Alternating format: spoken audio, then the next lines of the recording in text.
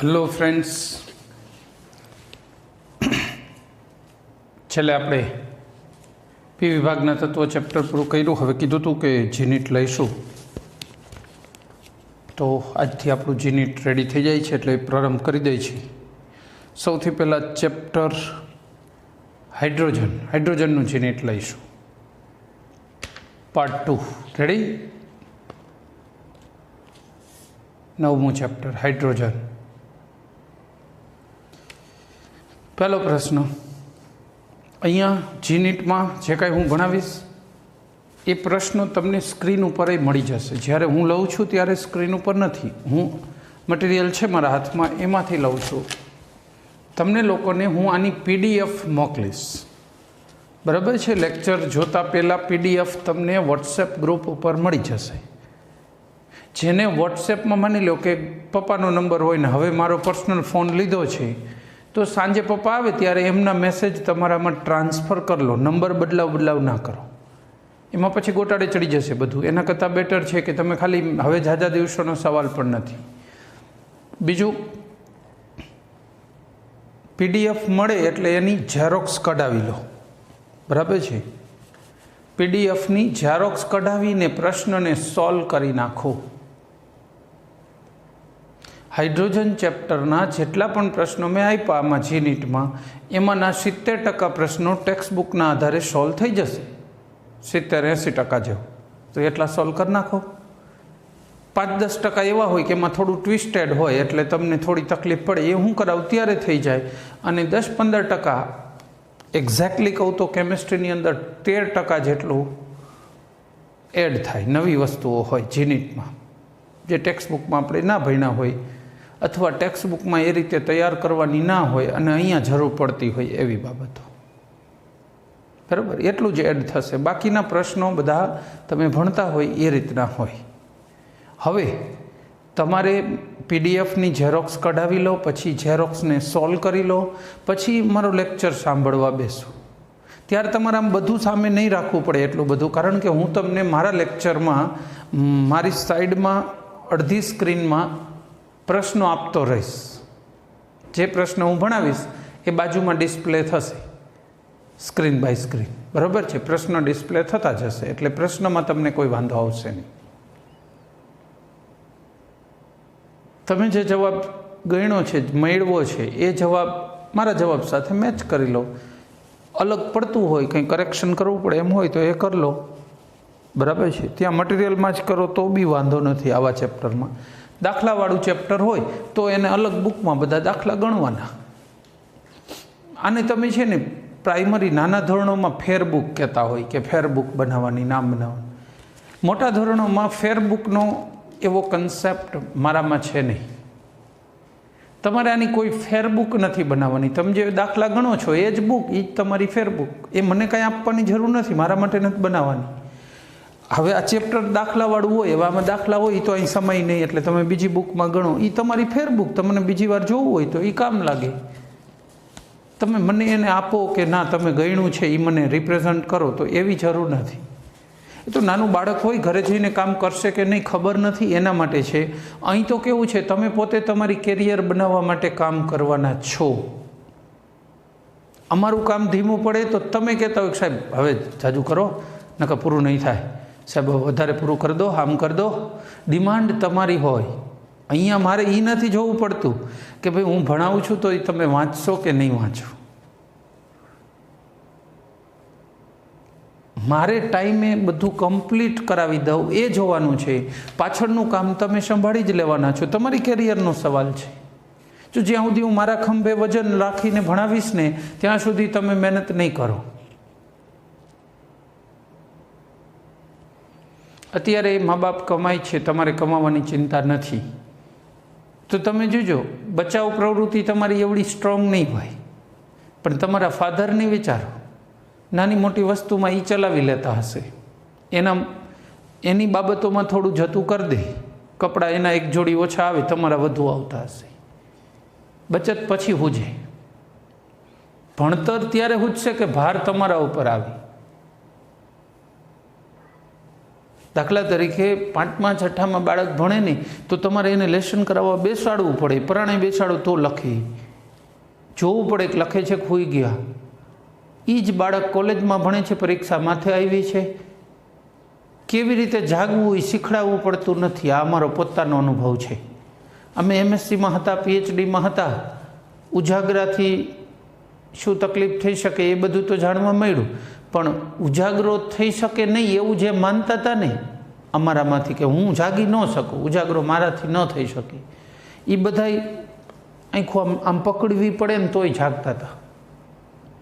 કેવું નહોતું, કોઈ કહેનાર નહોતું. MScમાં ભણીને આવતા રહ્યા, હોસ્ટેલે આવી ગયા, કોઈ કહેવાવાળું નહીં. ઘર હતું નહીં, અહીંયા હોસ્ટેલમાં જ રાજકોટ રહેતા હતા. હોસ્ટેલે આવી ગયા, કોઈ કહેવાવાળું નહીં. પણ રૂમમાં અખંડ દીવો બળતો હતો. મતલબ એક રૂમમાં 4 વિદ્યાર્થી હોય તો અમે 4 વિદ્યાર્થીમાંથી 24 કલાકમાં કોઈ ના કોઈ જાગતું જ હોય. અમારા ભેગો એક મારો મિત્ર હતો, એ 8 વાગ્યામાં સૂઈ જાય. વહેલા ત્યાં જમવાનું થોડું હોસ્ટેલમાં સાંજનું વહેલું બને, જમીને 8 વાગે એ સૂઈ જ જાય. અમે બધા થોડીક વખત ફ્રેશ થઈને વાંચવા બેસી જતા. 5-10 મિનિટ હો, થોડીક વખત એટલે તમે અડધી કલાક ન ગણતા. અડધી કલાક તો બહુ મોટો સમય ગણાય. 5 મિનિટ 10 મિનિટ જરા ફ્રેશમેન્ટ. 5 મિનિટ છત ઉપર જઈ થોડી વાર ઊભા રહીને તરત નીચે આવી, કાં નીચે ગયા હોય તો 5 મિનિટ ત્યાં ઊભા રહી જાય, વાત પૂરી, ફ્રેશ થઈ ગયા. અને પછી વાંચવાનું ચાલુ કરી દે. 12 12:30 થાય એટલે અમારો સુવાનો ટાઈમ થાય, પહેલાંને ઉઠાડવાનો, એ વાંચવાનું ચાલુ કરે. મતલબ ઉજાગરાને બધું સમજાઈ ગયું. તમારે એવી આંધળી મહેનતની અત્યારે જરૂર નથી. ઉંમર પણ તમારી નથી, બીમાર પડશો. તમારા લોકોનો વાંચવાનો સુવાનો સમય રાત્રે 11 થી 6 સૂઈ જાઓ, બાકીના બધા કલાકો વાંચવામાં આપો. બસ, દેટ્સ ઓલ. એટલે તમે આ સોલ્વ મારા પહેલાં કરી નાખશો. હું જ્યારે સમજાવું ત્યારે તો તમે સોલ્વ કરેલું છે એને ચેક કરી રહ્યા છો, બરાબર? હવે બહુ લાંબી પ્રસ્તાવના વગર ચાલુ કરી દઈએ. ચલો, ક્વેશ્ચન નંબર 1. હાઇડ્રોજનના ઉત્પાદનમાં કોનો ઉપયોગ થાય છે? હાઇડ્રોજનનું ઉત્પાદન NaH, ધાત્વીય હાઇડ્રાઇડ NaH વત્તા પાણી, જો જોઈશું બની NaOH અને H2 ગેસ બની ગયું. ખાલી પાણી નાખો, ભેજ ચૂસી નહીં, ભેજ હવામાંથી ચૂસી શોષીને પણ હાઇડ્રોજન મુક્ત કરી, પણ તમે પાત્રમાં લઈને H2O નાખો તો H2 ગેસ જનરેટ થશે. તો આપણો જવાબ રહેશે A. બરાબર છે? પહેલાનો જવાબ શું રહેશે? A. ત્યાર પછી વાત કરીશું બીજું.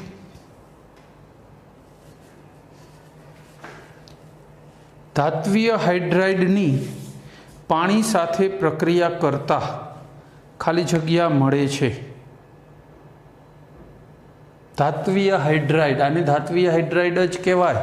પાણી સાથે પ્રક્રિયા થઈ ગઈ, શું મળે છે જોવો જોઈ.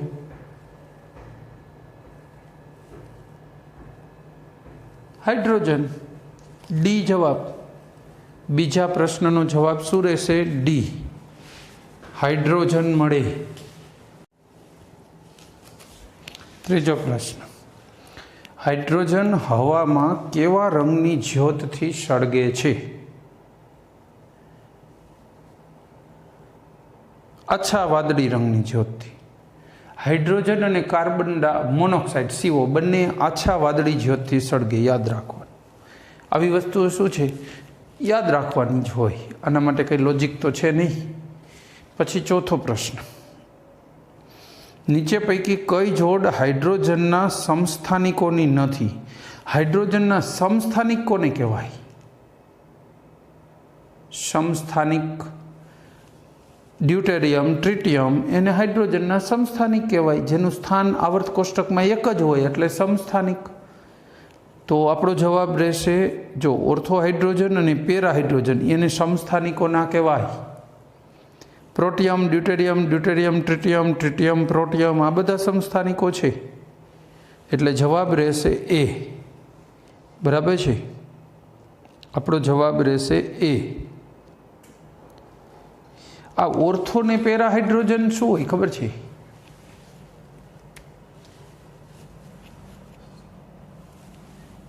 H2 નો અણુ હોય ને, આ H2 આ એનું કેન્દ્ર, બરાબર, બંને H નું કેન્દ્ર. પછી આ જે ઇલેક્ટ્રોન ફરતા હોય છે ને,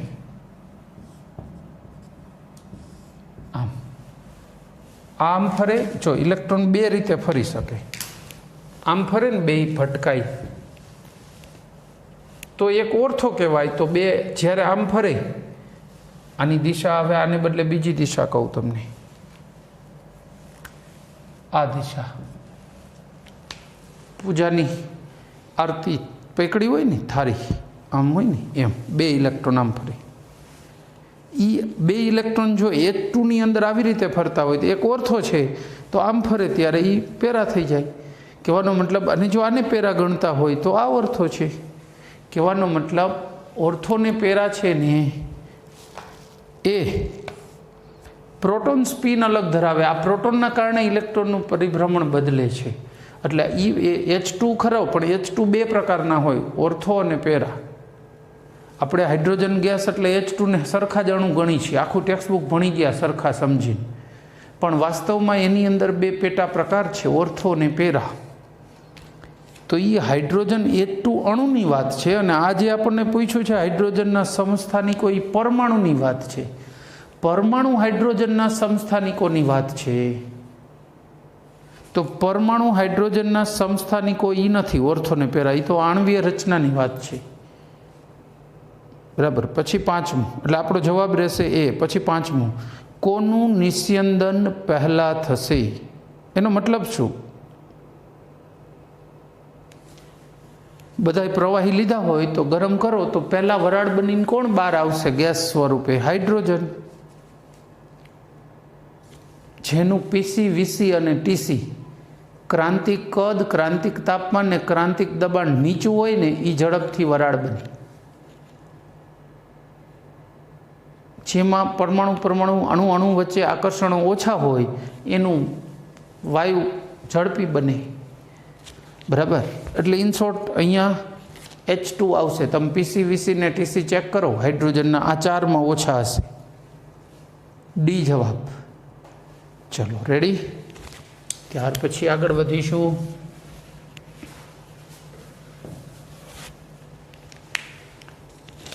છઠ્ઠો પ્રશ્ન, મેગ્નેશિયમની મંદ નાઇટ્રિક એસિડ સાથે પ્રક્રિયા કરતા શું બને છે? મેગ્નેશિયમની મંદ નાઇટ્રિક એસિડ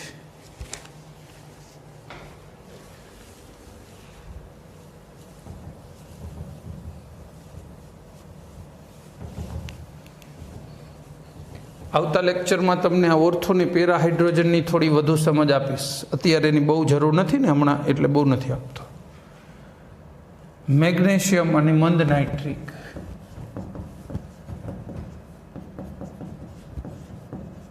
જો મંદ હોય તો અલગ પ્રક્રિયા હોય, સાંદ્ર હોય તો અલગ છે નાઇટ્રિક એસિડમાં, કારણ કે એ એસિડ છે ને ઓક્સિડેશન કરતા પણ છે. MgNO3 ટ્વાઇસ અને H2 ગેસ છૂટો પડેલો મંદમાં. તો આપણો જવાબ રહેશે D, hydrogen gas. Hydrogen gas છૂટો થાય. સાતમો પ્રશ્ન, નીચે પૈકી કયું સંયોજન ઓક્સિડેશન કરતા અને રિડક્શન કરતા બંને તરીકે વર્તતું નથી? એકાદું જ એવું હશે, બરાબર. ઓક્સિડેશન કરતા કોને કહેવાય? આપણે ચેપ્ટરોમાં લઈ જ લીધેલું છે. જેનું સ્વયંનું રિડક્શન થાય એને ઓક્સિડેશન કરતા. અને રિડક્શન કરતા કોને કહેવાય? જેનું સ્વયંનું ઓક્સિડેશન થાય એને રિડક્શન કરતા.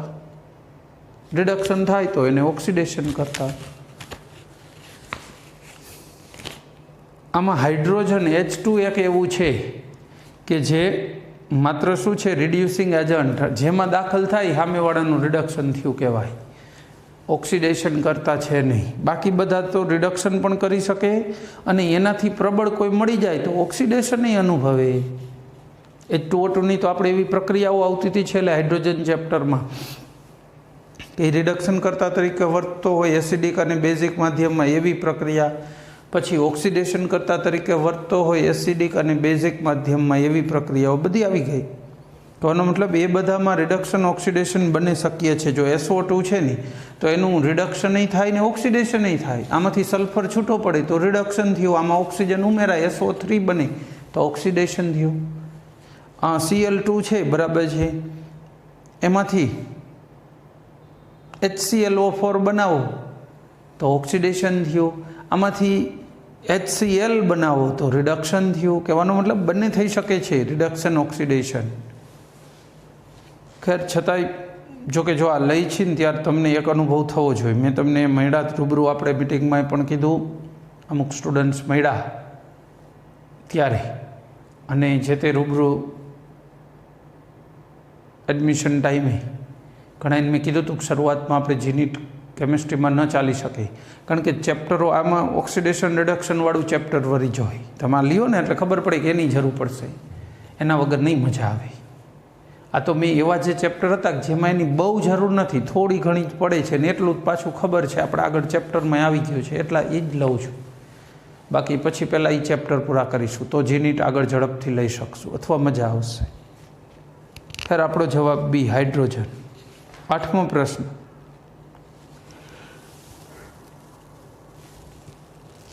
નીચે પૈકી કઈ પ્રક્રિયામાં હાઇડ્રોજન ઉત્પન્ન થાય છે?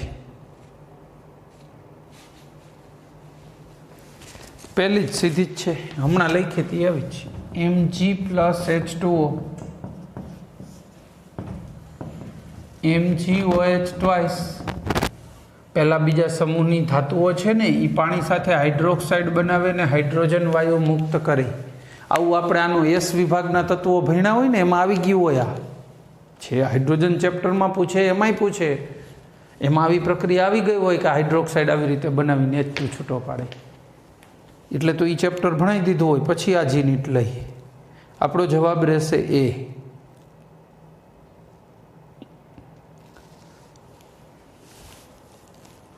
બાકી બધી પ્રક્રિયાઓ રહી ને એમાં B ને D તો H2O2 બનાવવા માટેની છે, પેરોક્સાઇડ બનાવવા માટે.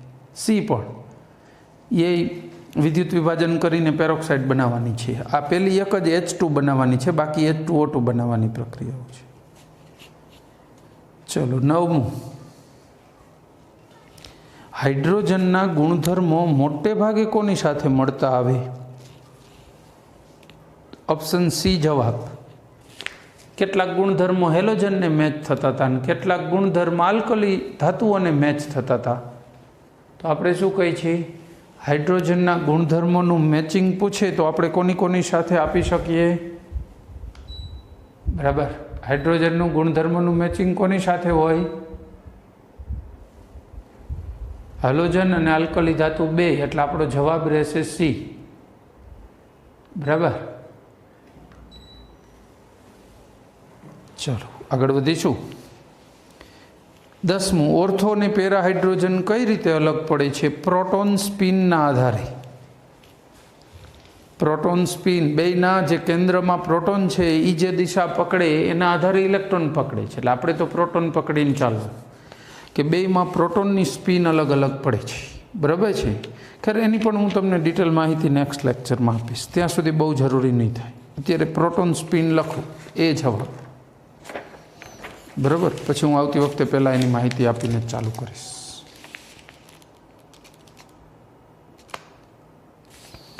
એમાં શું છે, ત્યાં સુધીમાં જે એના 2-3 પ્રશ્નો આવી જશે ને આજના, એટલે તમને ખ્યાલ આવી જશે કે એમાંથી આપણે કેટલી માહિતીની જરૂર છે.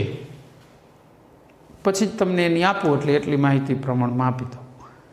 હજુ આવશે 1-2 પ્રશ્નો, એના 2-3 પ્રશ્નો છે. 11મો પ્રશ્ન, ધાતુની પાણી સાથે અથવા મંદ ખનિજ એસિડ સાથે પ્રક્રિયા કરતા શું મળે? ધાતુની પાણી સાથે અથવા તો ખનિજ એસિડ એટલે HCl, H2SO4, H3PO4, HNO3, આ બધાને ખનિજ એસિડ કહેવાય, મિનરલ એસિડ. તો ડાયહાઇડ્રોજન મળે.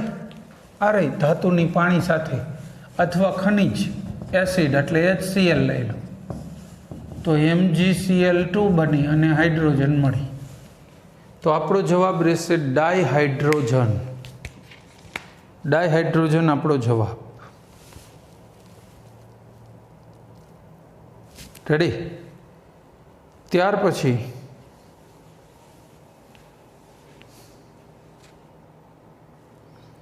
HCl માંથી હાઇડ્રોજન નીચે પૈકી કોની સાથે પ્રક્રિયા કરી મેળવી શકાય છે? એ આપી જ દીધું. જો મેગ્નેશિયમ ને HCl મળે ને હાઇડ્રોજન,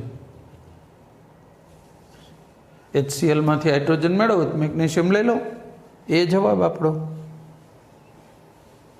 પછી 13મો પ્રશ્ન, નીચે પૈકી કયો પદાર્થ વધુમાં વધુ કદના હાઇડ્રોજનનું શોષણ કરી શકે છે?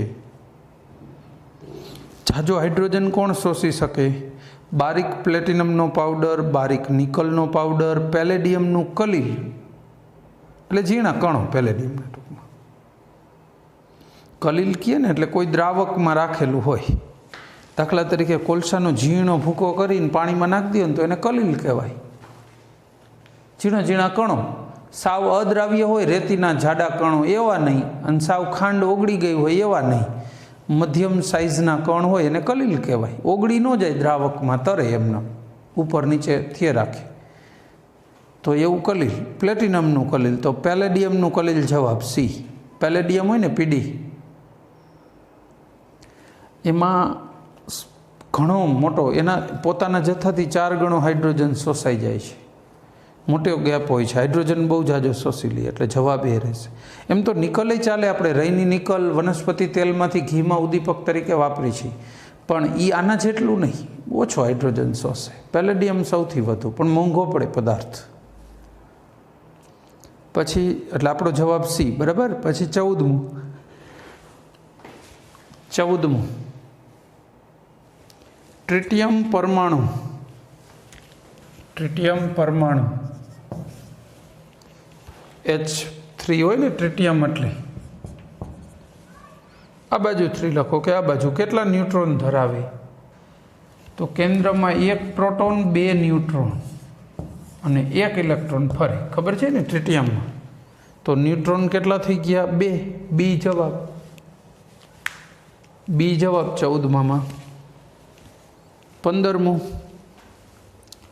હાઇડ્રોજનનો રંગ.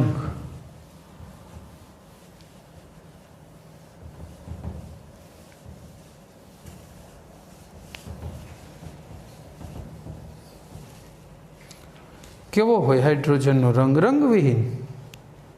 ભૌતિક ગુણધર્મોમાં આવતું હતું ને. ચલો આગળ વધીશું. 16મો પ્રશ્ન, ઓરડાના તાપમાને સામાન્ય હાઇડ્રોજન વાયુ હોય H2 લ્યો તો ઇકોનું મિશ્રણ છે? તો કે 75% ઓર્થો હાઇડ્રોજન હોય અને 25% પેરા હાઇડ્રોજન હોય. બેમાં ફરક શું? પ્રોટોન સ્પિનની દિશા બેની અલગ હોય. બરાબર? બાકીની વાતો હજી મને થોડીક વાત કરીશ, પણ એ પછી મેં કીધું ને. અત્યારે એ જવાબ લખો 16માનો. 17, હાઇડ્રોજન ખાલી જગ્યાનું રિડક્શન કરી શકતો નથી.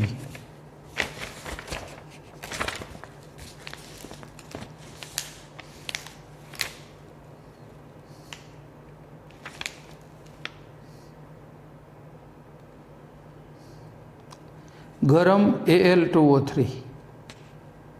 ડી જવાબ. શું કામ? આપણે ટેક્સ્ટબુકમાં 10મા ધોરણમાં ભણતા હતા હોલ હેરોલ્ડ પદ્ધતિ, ખબર છે?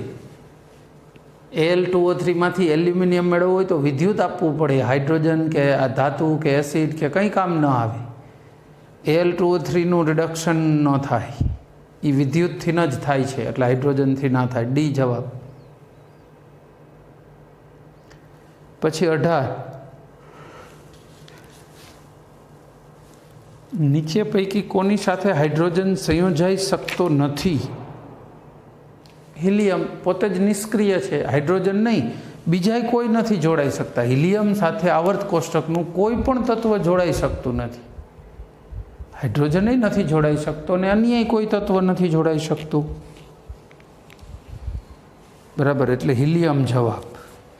પછી 19, धातु द्वारा थता हाइड्रोजनना अधिशोषणने शुं कहेवाय?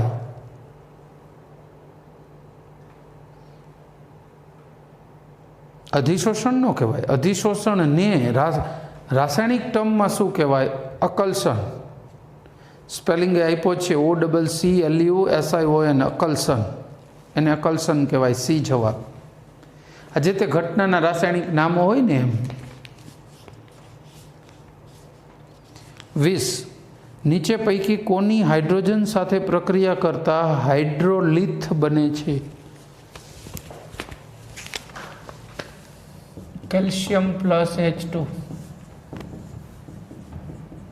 आने हाइड्रोलिथ कहेवाय।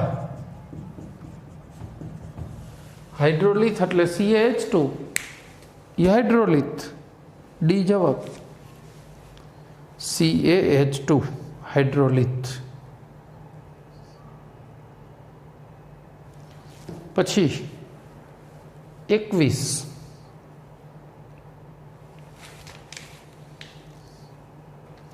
उकळता कोष्टिक सोडाना द्रावणमांथी कई धातु हाइड्रोजनનું વિસ્થાપન કરી શકે છે?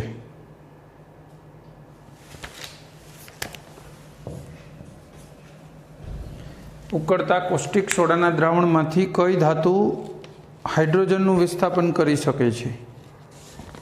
ઝીંક। જો ઝીંક વત્તા NaOH કોષ્ટિક સોડાનું દ્રાવણ ને Na2 ZnO2 સોડિયમ ઝિંકેટ બને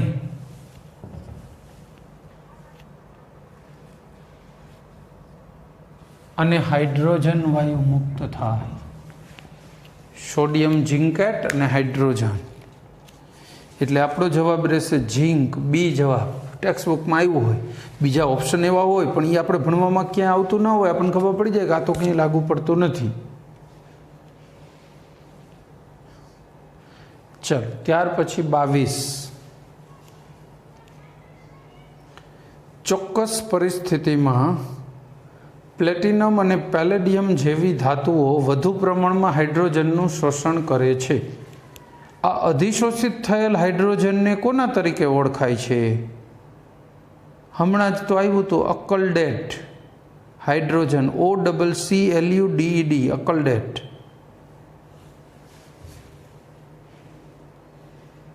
अकल्डेड हाइड्रोजन कहवाय जे शोषण थई गयो ने ई। 23 खाली जग्या सौथी निर्बळ रिडक्शन करता छे। नवजात हाइड्रोजन एटले H2 मांथी छूटो हजी ताजो ताजो पड़ेलो होय ने एवो हाइड्रोजन परमाणु स्वरूप में ई नवजात कहेवाय। आमांथी बेनो ज होय, ई जाजीवार अस्तित्व न धरावे। थोड़ी वार में कोई ना कोई हारे जोड़ाई जाए, कोई न मळे बे हाइड्रोजन पाछा जोड़ाईने H2 बनावी नाखे, पण एने नवजात हाइड्रोजन कहेवाय। पछी बीजो छे परमाणुवीय हाइड्रोजन। कोई चोक्कस कंडीशननी अंदर राखेलो H परमाणु रूपे होय तो परमाणुवीय हाइड्रोजन छे। नवजात एटले छे परमाणु स्वरूप, नवजात छे ए आणवीय स्वरूप नथी, पण ताजो ताजो परमाणु बनेलो छे ने परमाणु हाइड्रोजन एटले क्यारनो होई शके परमाणु। पछी डायहाइड्रोजन, पछी बधानी रिडक्शन करता तरीकेनी प्रबलता सरखी छे न होय। हाइड्रोजन परमाणु बहु झड़पथी रिडक्शन करी शके, कारण मैं हमणां ज कीधुं सक्रिय होय। सक्रिय होय प्रक्रिया में झड़पथी भाग ली एटले सामेवाळानुं रिडक्शन झड़पी थाय। H2 नो अणु करता H ना परमाणु झड़पथी रिडक्शन करी शके। पछी नवजात परमाणु होय के नॉर्मल परमाणु होय बने, तो आपणो जवाब रहेशे सी डायहाइड्रोजन। ई निर्बळ रिडक्शन करता डायहाइड्रोजन वधु रिडक्शन करी शकतो नथी। बराबर, सी जवाब। पछी 24 हाइड्रोजनना सौथी भारे समस्थानिक में प्रोटोन, इलेक्ट्रॉन और न्यूट्रॉन संख्यानो सरवाळो केटलो थशे? सौथी भारे समस्थानिक एटले ट्रिटियम। 1 प्रोटोन, 2 न्यूट्रॉन और 1 इलेक्ट्रॉन। प्रोटोन, इलेक्ट्रॉन ने न्यूट्रॉन थईने केटलुं थाय? 4। सी जवाब। 2 ने 1 3 ने 1 4। सी जवाब।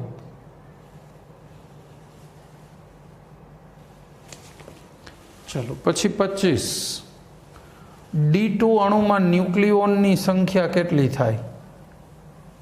ન્યુક્લિયોન કોને કહેવાય? Proton plus neutron. કેટલા થાય D2માં? એક ડીમાં એક પ્રોટોન ને એક ન્યુટ્રોન, બીજા ડીમાં એક પ્રોટોન એક ન્યુટ્રોન, તો 4 થયા ને. ન્યુક્લિયોન્સ એટલે ન્યુટ્રોન પ્લસ પ્રોટોન, તો ન્યુક્લિયોન 4 થાય. એટલે જવાબ આવશે ડી. 25માંનો જવાબ રહેશે ડી. બરાબર.